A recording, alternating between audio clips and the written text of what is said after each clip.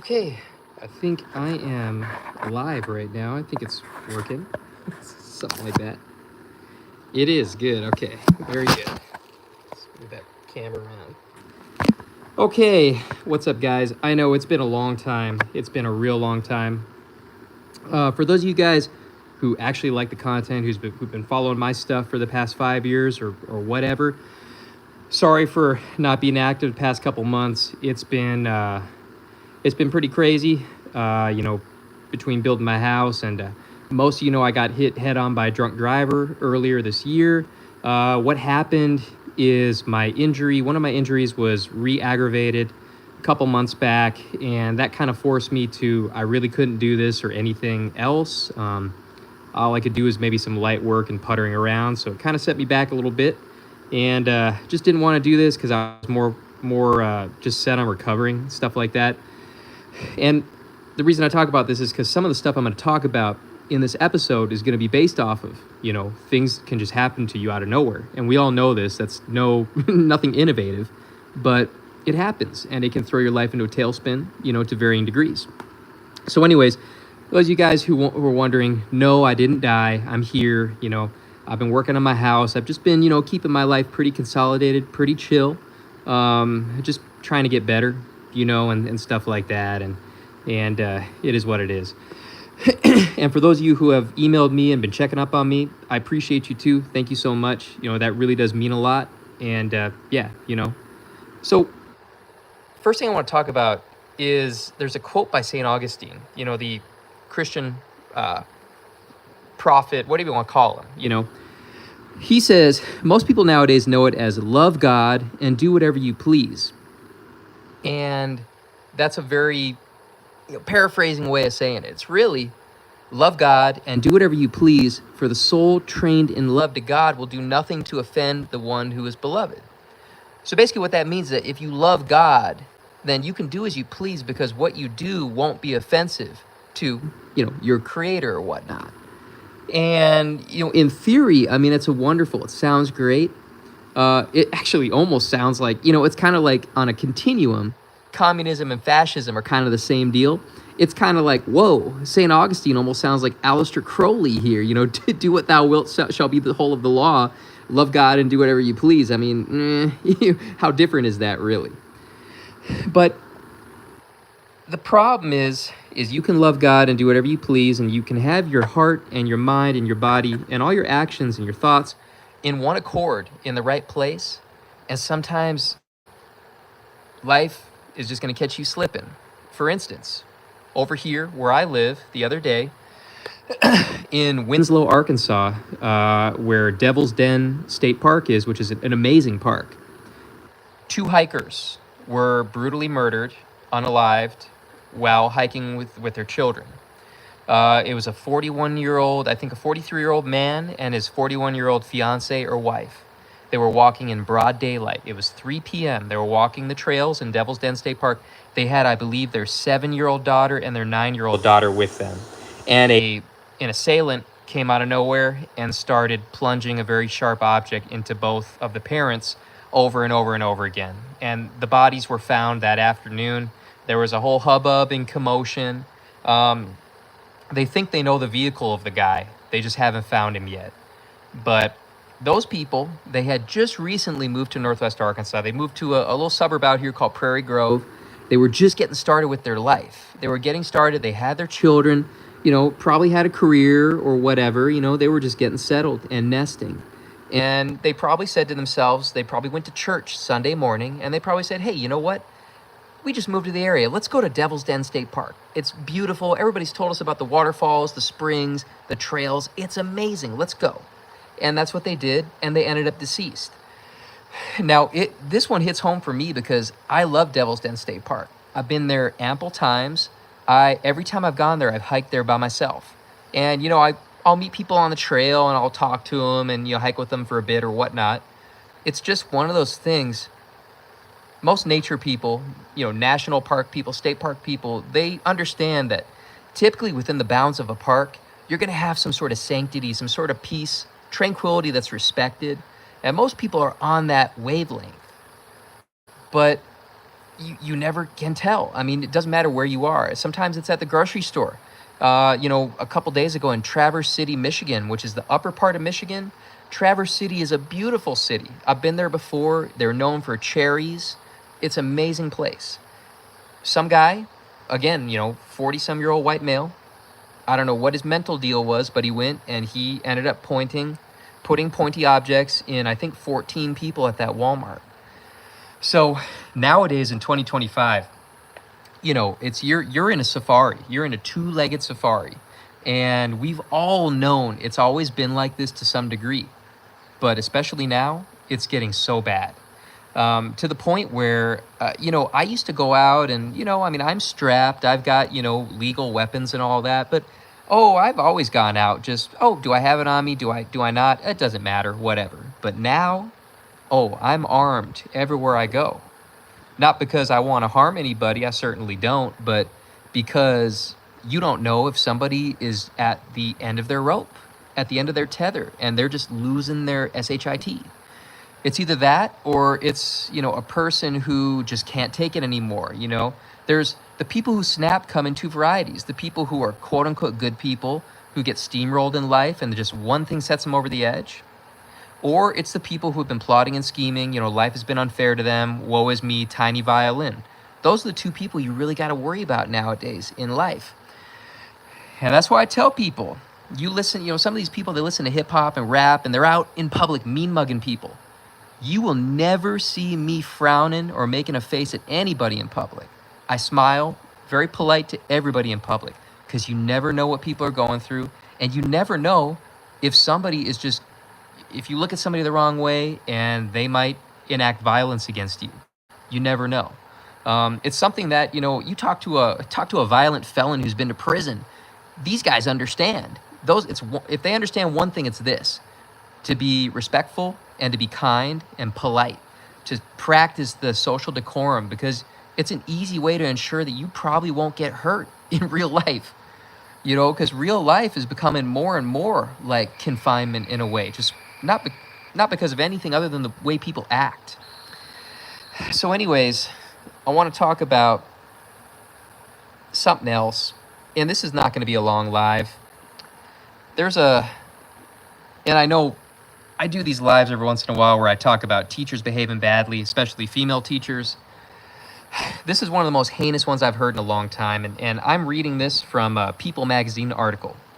It says, teacher accused of forcing young boys into group sex, then threatening to unalive herself if they told on her.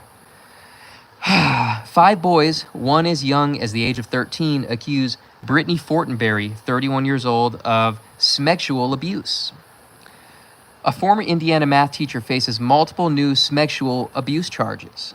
5 more victims, including a 13-year-old, have accused Brittany Fortenberry, 31, of sex crimes, prosecutors allege. She is facing additional counts of child molestation, dissemination of matter harmful to a minor, contributing to the delinquency of a minor, and 1 count of sexual misconduct with a minor. Man, I don't even know how many felonies that is. I think, and don't quote me on this, but I think she was originally charged with 41 felonies. And I think, I don't know where the case is right now, but I think they consolidated that down to less charges. Last month, Fortenberry was charged with multiple crimes, including sexual misconduct with a minor, dissemination of matter harmful to minors, and contributing to the delinquency of a minor involving 3 of her students, one of which was 15 at the time. The alleged incidents occurred in 2023 and 2024, so this is pretty recent. Fortenberry resigned from the Metropolitan School District of Martinsville on August 23, 2024. Now that's the first thing that rubs me the wrong way, is that she was allowed the dignity of resigning instead of being fired. Because if it was a man being accused, he would have been fired right away. But for her, for some reason, they gave her, the dignity of just not knowing yet, their allegations. But we all know allegations have ruined many men's lives. Why shouldn't there be an equal playing field where this allegation can, rock her world too, at least her career? 5 more victims have since come forward, prosecutors said.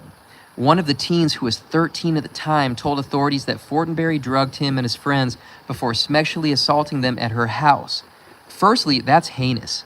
To have children that she teaches, where there's just kind of, there should be trust. She brings them over to her house, and not only does she sexually assault them, but she intoxicates them with varying forms of drugs. I mean, it's so heinous. I mean, that's to the point where we all know what happens in male prisons and jails to people who harm children. And we don't really know if the same thing happens in the female wing. I would assume maybe to a lesser variety, yeah, but we just don't know. When the victims didn't want to participate with Fortenberry, she allegedly told them, quote unquote, just let it happen. How romantic. Like, you sound like the 40-year-old inkwells that you would never date, Brittany. Just let it happen. Like, you sound like a dude on Bumble who got his first match in 7 years. Come on now.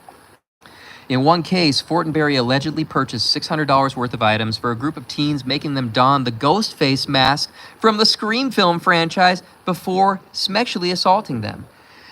Now, let's backtrack a little bit. What I read in a different article is that she purchased $600 worth of items for them, and she made them wear the ghost face mask from Scream while they ran a train on her. Now, that's so disgusting to think of.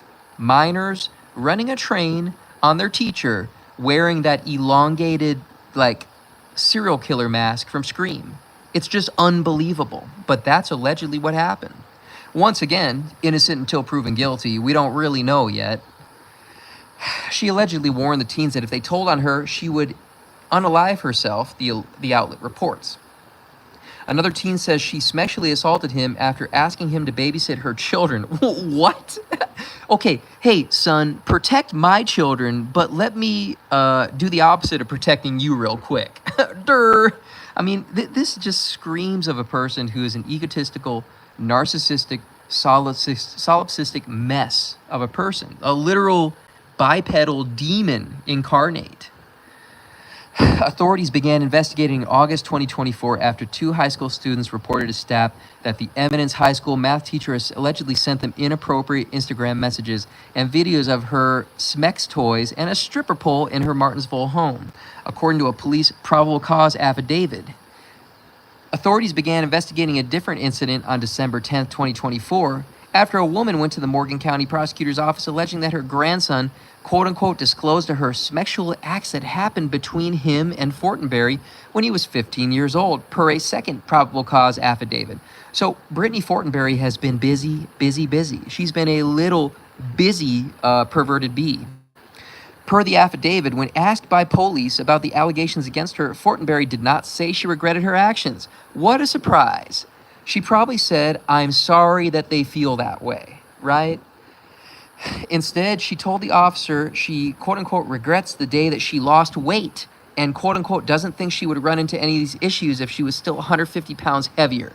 This is a woman who doesn't know how to take accountability for her actions. So I guess she's on a weight loss journey, and she claims, what she's saying without saying is that the young, underage boys were hitting on her. Ma'am, you're 31. You've got agency. You've got will. If anything, you can take the compliment and remember that they're children and go back to teaching them in your capacity as an adult. But to expand upon that into flirtation that eventually led to sexual exploitation, that is the worst type of criminal offense, maybe besides harming a baby. You know, losing 150 pounds, hey, that takes some work. And that's, something to be congratulated, of course. But if you're going to use that as a stepping stool to play the field at the school where you teach, I mean, you're out of your dang mind. We all have heard the stories of a man who he has a girlfriend or a wife, and, they're both on their weight loss journey. He's like, "Hey, baby, come to the gym with me. I'm not trying to shame you, but I want both of us to get into shape, And slowly but surely, she gets into shape, and then she drops him like, a homeless person wearing a sack of flour and dropping it like it's hot, right? We've all heard those stories. And that's what Fortenberry did, except in the context of a school where 15, 14, 13 such year olds are at. I mean, this is crazy. I think, nowadays that most men know about, hybristophilia, women who are into criminals. That's one thing. But now men are seeing that some women are straight up PDF files. These guys are wondering, they're like, what is with these ladies? I mean, is this something that's, hardwired into them? Or is this some sort of degeneracy where they have everything in life, they've been able to extract all these resources from men, so, now the next hit of pleasure we can get is by taking the innocence of somebody. Is that what it is? Because that may be what it is. But basically, Brittany Fortenberry is probably the most disgusting POS I've ever read about or heard about in the year 2025. And as you know, a lot of things have happened in this first half of 2025. But Brittany Fortenberry takes the cake. I guess the last thing I'll talk about before I have to get out of here and go do something else. I was on TikTok the other day and I was listening to a story of somebody who he was working out at Planet Fitness in Portland, Oregon. It was in the morning and he walked outside the gym. Somebody walked behind him and popped him in the back of the head. He survived. He went to the hospital, the emergency room, underwent a bunch of surgeries, had his jaw wired shut for like 6 weeks or something like that, or 12 weeks. And he came out the other end. And now he's on TikTok, giving people his testimony and kind of telling people, a lot of motivational speakers are disingenuous. You don't really know if you could trust them, if where they're coming from is a learned and earned experience, or if it's just them flapping their gums. But I listened to this guy's story, and I thought it was really cool because it was something where you could actually look and see this actually happened to this dude. This horrible experience happened to this dude. And he came out the other end, and now he can speak positivity to other people. And then it makes you think about your life, about your stupid problems, about your dumb, stupid, inane, worthless, useless first world problems. And it makes you feel like a stone cold idiot because truly that's what most people are when it comes to their problems. This guy got popped in the back of the head. The shots just missed his vital organs, his, spinal column. I mean, the guy lucked out, to say the least. And I'll have to find what his channel's called, but it's a cool channel to check out. A lot of stuff he has to say is very insightful, especially it's something that really could be useful for somebody who hasn't been in like a life-threatening situation before, or a situation where, I mean, the stakes are super high. Your back is against the wall, like you almost don't have a back anymore because you're almost deceased. So his story is very interesting. I try to seek out that sort of content on TikTok. TikTok is one of those apps where it can be total brain rot, or it can really be a place where you can connect with some really interesting people who got some cool stuff to share. And that was probably one of the coolest channels I've come across this year because, you can't help listen to his testimony and say, man, like, it hurt when I stubbed my toe. Like, imagine getting shot in the back of your noggin and living to tell the tale, It kind of just gives you a different perspective. And one of the things that's most important to me in 2025 is what's worth its weight in gold is anybody who can truly gift you with a new perspective that, well, what's the reason? What's the importance of new perspectives? The importance of these new perspectives is to inculcate gratitude within yourself, to never forego gratitude, to never go a day without feeling gratitude for what you have, for what you've experienced, for what you've been able to accrue in your life in terms of memory and experience and feelings and connections with people. So anytime I come across a person who can expand my awareness and who can give me a new vantage point, that to me is a form of wealth. That's a bank account in and of itself. A lot of people know that you can learn from the experiences of others. You can learn from the mistakes of others. But the other thing is that you can learn through osmosis, gratitude from others. You can learn gratitude. You can learn gratitude just from the testimony, from the experiences of other people. And typically, where we learn most potently gratitude is from the rock bottom experiences of most people. So, and it takes it takes a certain amount of guts to get up on social media and to tell people when something horrible happens to you, because you always get some trolls saying nasty things to you, or you're putting yourself in a vulnerable position. But when you do share that experience, that perspective with others, typically what comes back to you is gratitude and thankfulness, because then people can reassess their own life based off of what you just shared. And since life is all we know, we were born into this. We don't know anything other than this. What are we most likely to take for granted? Life in and of itself. So if you can walk away with anything from this stream, it's to openly accept the perspectives of other people, because they can expand your awareness, and they can also help you build up your own feelings of gratitude, because gratitude is a muscle. Take care. And if you're not subscribed, make sure you subscribe. I'll be doing this more regularly soon.